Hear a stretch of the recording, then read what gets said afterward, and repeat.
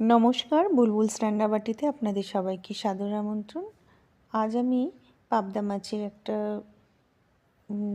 মানে পাতলা ঝোল করে দেখাবো, যেটা হবে আলু, বেগুন আর বড়ি দিয়ে। দেখুন, প্রথমেই আমি মাছটাকে ভালো করে ধুয়ে নিয়েছি। মানে এখানে এমনি করেই মাছটা কেটে দেয়, আমি বাজার থেকে কাটিয়ে এনেছি, আমি নিজে কাটিনি। এরপরে এই মাছটাকে ভালো করে হলুদ নুন দিয়ে মেখে রেখে দেবো, একটু তেল দিয়ে মেখে রেখে দেবেন। হ্যাঁ, কেননা পাবদা মাছ অনেক ফাটে, তো সেই জন্য তেল দিয়ে মেখে রাখবেন, না হলে তেল ফেটে মানে মাছ ফেটে হাতে লেগে টেগে জ্বলে যেতে পারে, পুড়ে যেতে পারে হাত। তাই জন্য এটাকে তেল দিয়ে আমি মাখিনি, যদিও আমি একদম মানে ঢাল তরোয়াল নিয়ে, যাই হোক ঢাল নিয়ে দাঁড়িয়েছিলাম যাতে মাছ ফুটে না আসে, তবুও আমার মাছ ফুটে হাতে লেগেছিল। মানে মাছ, এই পাবদা মাছ, যে কোনো আঁশ ছাড়া মাছ যখন ভাজবেন খুব সাবধানে ভাজতে হয়, কিন্তু সাবধান থাকতেও অনেক সময় হয় না, অনেক সময় বিপদ ঘটেই যায়। যাই হোক, আমি বললাম যেটা আমার মনে হলো, আমাকে যেগুলো আমরা মা ঠাকুমার কাছ থেকে শিখেছি সেগুলো আপনাদেরও বললাম। আর যারা নতুন নতুন রাঁধুনি আছে, যারা ছোট মেয়ে, তারা তো নতুন শিখছে রান্না, তাদের জন্য আরও বললাম। যাই হোক, এবার মাছটাকে ভালো করে ভেজে নেব, তেল দিয়েছি। আর আমি শুনেছি, আমার মা বলে, যখন এই পাবদা মাছটা ভাজবে তখন অল্প তেলে ভাজতে হয়। যদি বেশি তেল, একটা মাছ দুটো মাছ দিয়ে তেল, তাহলে ছিটকে চলে আসতে পারে। তাই জন্য কম তেলে মাছ ভাজতে হয়। আর তেলটাকে না খুব ভালো করে গরম করবেন। আর এমন কড়াই নেবেন, যে মোটা তলা কড়াই নেবেন, যাতে মাছটা লেগে না যায়। অনেক সময় পাবদা মাছ কড়াইতে লেগে যায়, খুব বিরক্ত লাগে তখন। মানে এত পাতলা মাছ, তার মধ্যে ভেঙেই যদি অর্ধেক চলে যায় গায়ের থেকে স্কিন টিন, তাহলে তো আর মাছটা থাকলোই না, না? যাই হোক, এভাবে আমি তারপরে ভালো করে সব কটা মাছ ভেজে নিয়েছিলাম। নিয়ে বড়ি ভেজে নেব, ভালো করে একটু লাল লাল করে ভাজবেন। বড়ি আমি সাদা ভাজি না, সাধারণত লালই ভাজি। আপনারাও লাল ভাজবেন, তাহলে বড়ির টেস্টটা খুব সুন্দর হয়। এরপরে আমি আলু, বেগুন সবই কেটে নিয়েছিলাম। আমি ঝোলটা একদম পাতলা ঝোল করব। আপনারা যদি পারেন এরকমই ঝোল করবেন, খুব ভালো লাগে খেতে, আমি দেখলাম করে। আগেও আমি এরকম বাড়িতে মাঝে মাঝে করে থাকি, বিশেষ করে গরমকালের জন্য এই ঝোলটা তো খুবই ভালো। মানে সব সময় যে খুব একদম পেঁয়াজ, আদা, রসুন এরকম দিয়ে ঝোল করতে হবে সেরকম কোনো মানে নেই। এরকম পেঁয়াজ, অনেক মাছেই, পাবদা মাছে তো পেঁয়াজ না দিলেও চলে, পেঁয়াজ দিলেও চলে, পেঁয়াজ কাঁচা লঙ্কা দিয়ে কালো জিরে ফোড়ন দিয়েও করা হয়, আবার না দিলেও চলে, খেতে বেশ ভালোই লাগে। যাই হোক, বেগুনটা ভালো করে আমি সবই ভেজে নিয়েছি, বেগুন, আলু, এগুলো সব আমি সাধারণত ভেজে নিই, ভেজে করি। অনেক সময় হয়, অনেক সময় কালো জিরে ফোড়ন আর আলু দিয়ে, অনেক সময় কাঁচা আলু যেটা সেদ্ধ ঝোলে ভেজে, হালকা করে ভেজে জল দিয়ে সেদ্ধ করে নিই, ওরকমও হয়। আর এখন আলুগুলো সবচেয়ে কী বলুন তো, এখন মানে নতুন আলু তো, এত বাজে আলু আসছে, মানে এত বাজে, মানে বাজে না, সেদ্ধ হতে প্রচণ্ড দেরি হচ্ছে, কিছুতেই কোনো অবস্থাতেই সেদ্ধ করতে পারছি না।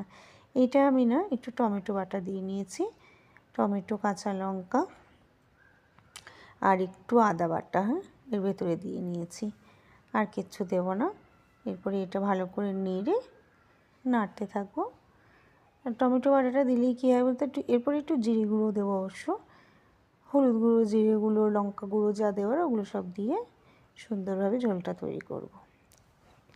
আর গন্ধ, সত্যি ঝোলটা খুব খেতেও সুন্দর হবে। আপনারা একবার বানিয়ে দেখবেন এইভাবে। পেঁয়াজ টিয়াজ কিছু দেবেন না, পেঁয়াজ রসুন কিছু চাই না, শুধু এইভাবেই দেবেন, টমেটো বাটা দিয়ে করবেন।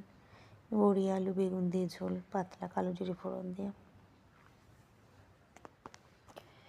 যাই হোক, একটু মানে এমনি করে ভেজে, তারপরে এর ভেতরে আমি জল যা আছে জল টল দিয়ে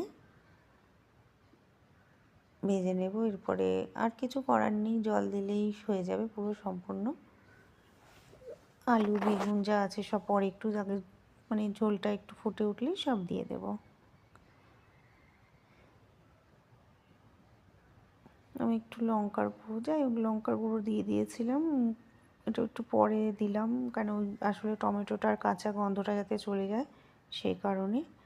আর এখানে আমি বলে রাখি যে আমার চ্যানেল বুলবুলস রান্নাবাটি, ইউটিউবে আপনারা আমার চ্যানেলটাকে সাবস্ক্রাইব করে দেবেন, আর যদি ফেসবুক পেজ থেকে দেখে থাকেন প্লিজ ফলো করে দেবেন। আর বানানো যদি জানেন, বানিয়ে থাকেন যদি, প্লিজ একটু করে মেসেজ করে দেবেন, আর খেতেই বা কেমন হয়েছে জানাবেন। আপনারা যদি বানিয়ে কিছু প্রবলেম হয় যে খেতে বাজে, বা আপনি আমাকে সেটাও জানাতে পারেন। তাহলে এইসব মশলা দিয়ে আলু টালু দিয়ে করে নিয়েছি। নুন যা আছে, যেগুলো দেওয়ার জিনিস, এগুলো আপনারা যদি চান তো পরেও নুন দিতে পারেন বা আগেও নুন দিতে পারেন।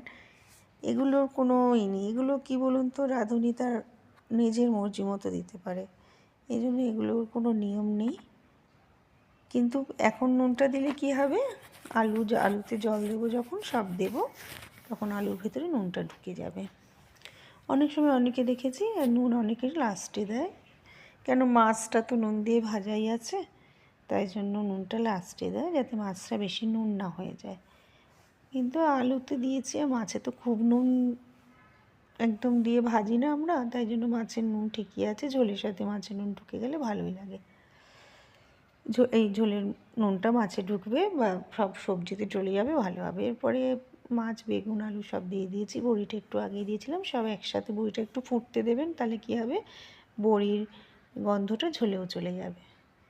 তো ওই পাবদা মাছ তো হতে বেশিক্ষণ লাগে না, অল্প একটু ঢাকা, কিন্তু ফুটতে দিতে হবে মাছটা জলের সাথে। হ্যাঁ, তাহলে কী হবে, সুন্দর মাছের গন্ধ হবে। একদম দিয়েই নামিয়ে নেবেন না, আমার ওইটা ভালো লাগে না। অনেকে কী করে বলুন তো, পাবদা মাছ ভেজে রেখে দিল, যেটা বিয়েবাড়িতে করে, কড়াইয়ের মধ্যে রেখে দিল বা তুলে রেখে দিল, ওপর দিয়ে ঝোলটা ছড়িয়ে দিল। ওই জিনিসটা ঠিক যেন খেয়ে শান্তি হয় না। এরকম একটু মাছটা যদি ঝোলের সাথে নাই ফোটে, তাহলে ঝোলে তো মাছের টেস্টটা আসে না, না?